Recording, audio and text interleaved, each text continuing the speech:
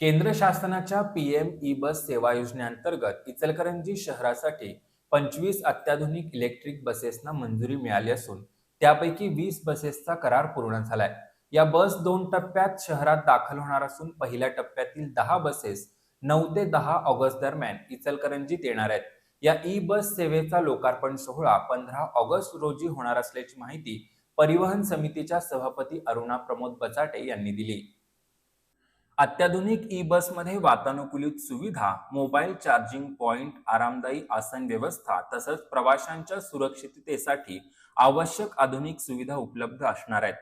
बस सेवा सुरळीत सुरू करण्यासाठी उभारण्यात येत असलेल्या चार्जिंग स्टेशनचं सुमारे 90% काम पूर्ण झाल्याचंही अरुणा बचाटे यांनी सांगितलं.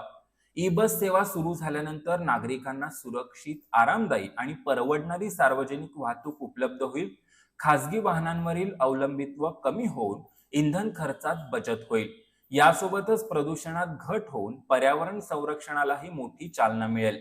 ही योजना इचलकरंजीला स्मार्ट सिटीच्या दिशेने नेणारं महत्वाचं पाऊल ठरेल.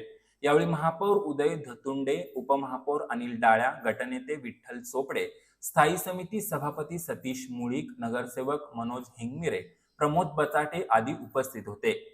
शहरात पर्यावरणपूरक आणि आधुनिक सार्वजनिक वाहतूक व्यवस्था सुरू होणार असल्यानं नागरिकांमध्ये समाधानाचं वातावरण असून 15 ऑगस्ट पासून इचलकरंजीकरांना अत्याधुनिक ई बस सेवेचा लाभ मिळणार आहे.